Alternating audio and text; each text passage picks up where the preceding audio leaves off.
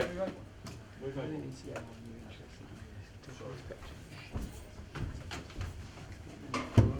You ready? Okay. Actually, morning. Morning. Got a new global in. I'll put it to you. You like these Sky questions, don't you? I know Yeah, you I look love forward them. to them. Yeah, they're great. Don't think you used one of my answers yet, which is a good thing. I think we might today. Oh, you do? You like Right. this one. Okay. Did you see the women's under-19s game where the referee gave a penalty? They scored.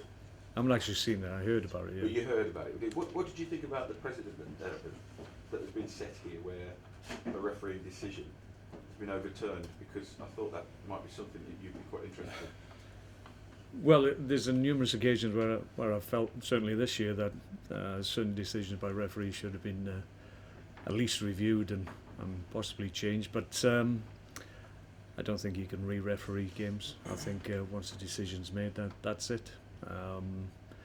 Yeah, given the circumstances of that game that you mentioned, maybe there was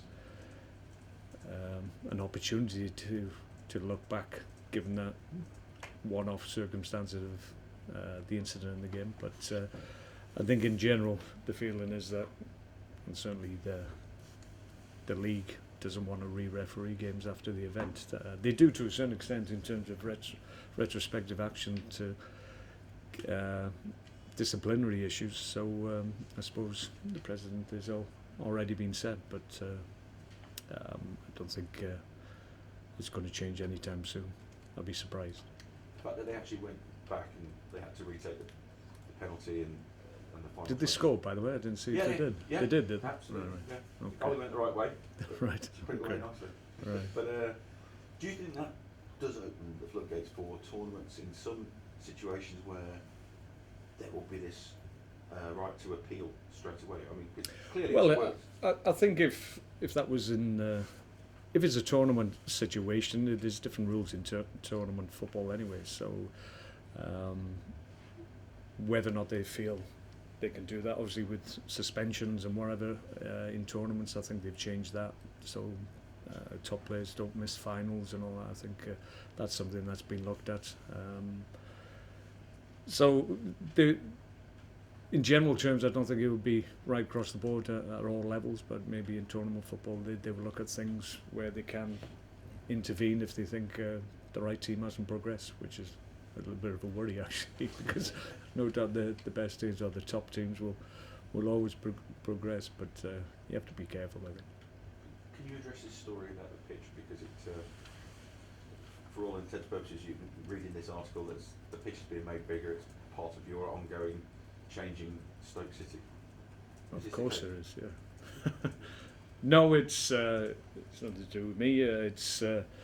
It's basically we're obliged to. And I think there was a 3-year dispensation where we, because the club at that time wanted to keep the pitch smaller, and we argued that if other pitches are smaller than ours, we should be allowed to have the same size pitch as the smallest pitch. And I think we had 3 years to get used to the idea that it wasn't always going to be that way. We're at the end of the 3 years, and so the pitch will be bigger because we're able to make it bigger. Doesn't really affect how we play. We can win and lose on different sizes of pitches, as we've shown this year. We don't need a small pitch to win games here, so it won't affect us. There is a significance, though, isn't there? Really, I mean, to be more expansive, you do need a big. Well, we play in a different way. Yeah, we play in a different way. Yeah, I'm sure the reason the pitch was kept small because in the past we had certain weapons. We had a certain guy that was contracted play here who was very good at long throws. So I'm sure that's one of the reasons that the pitch was kept smaller, and it was a competitive advantage. So why wouldn't you do that? But Rory Delap's not here anymore. It's not something that we put great stall on. We haven't got that weapon in our ranks anymore. So the way we play, we want to pass the ball, we want to get it down, we want to obviously hopefully create spaces between lines, and we need a little bit more space for that. So I didn't argue too much when I was informed that the pitch was going to be bigger. It doesn't really hinder us anymore. Do you take some pride in the fact that your current squad can cross a ball into the penalty spot and not throw it? Well, I think Stoke teams in the past have been able to cross just as well as they've been able to throw. So, no, we're different, but we like to think we've got the balance right in terms of the great elements that the team's always had here, and as a club in recent times we've kept those elements that we feel will help us, and we've added to them, and as a consequence I think we're a more robust team in the Premier League now. So in terms of being able to deal with the problems that every game, which is different, whoever you're up against, the different problems that each team faces, I think we're more robust in terms of how we're able to deal with those. What's the situation with Asmir Begovic and signing a new contract? And what's the there's no situation. I think we've made it clear we want Asmir to sign. Asmir, I know we'll sit down with Asmir and discuss that probably in the summer. That's not changed. It's nothing sinister in terms of that. That was always the plan. So those talks will take place, and hopefully we'll resolve it. He's a nice upfront sort of fellow. He makes no lie of the fact that he wants to progress in his career. It's a short career, and you yourself wouldn't stop anybody. So if the situation came where a club in the top 4 or 5 did come in for him, would you stand in his way? I think you have to look at every situation on its merits. From our point of view, we don't want Asmir to leave. I think people looked into, obviously, our decision to recontract Jack Bolton, which we're delighted about, and made more significance on that in terms of Asmir. The fact that Jack has signed doesn't affect our view on Asmir. We want him to re-sign. He knows that.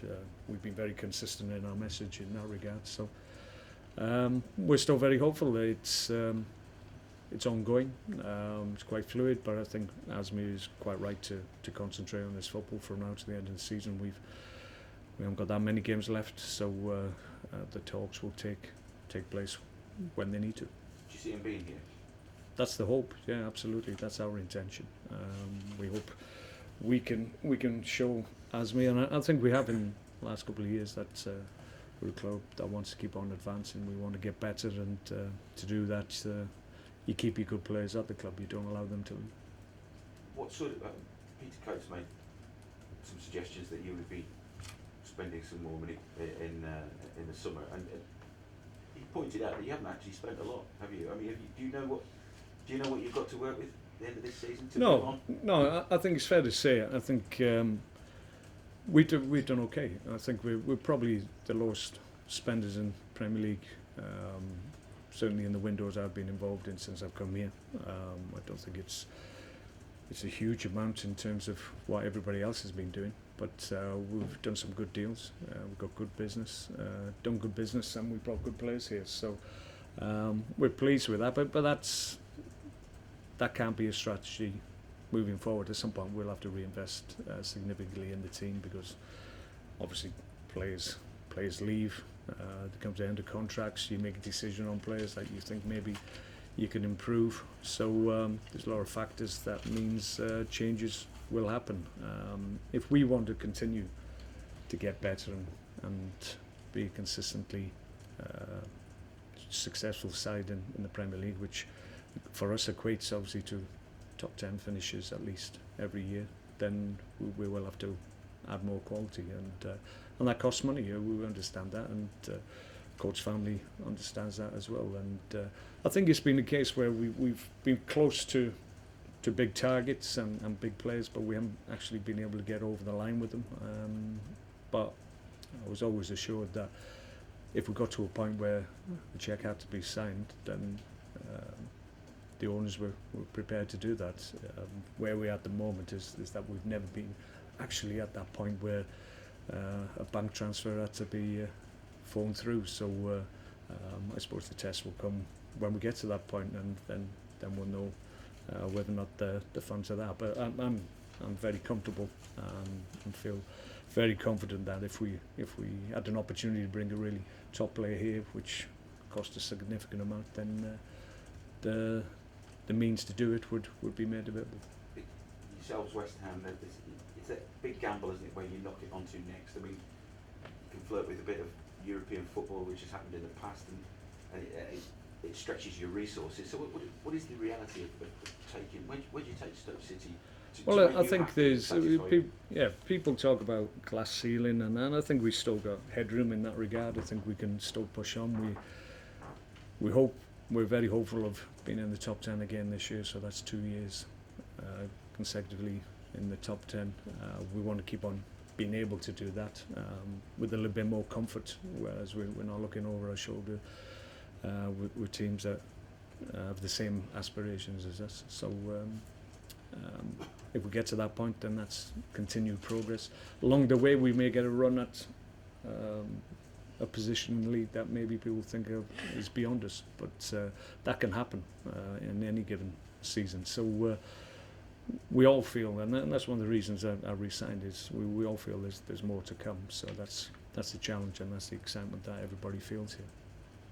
Obviously, you hope for 3 points this weekend to reach that. Then you cross swords with Sam many times, I'm guessing, as a... Yeah, over the years, many times, yeah.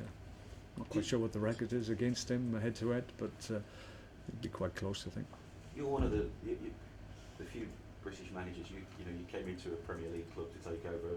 Sam's often said that if you're a British manager, you have to start in the Championship and take a team up. I mean, do you agree with him, and do you think it's... Yeah, I do to a certain extent. I think more so in this day and age, it's very difficult.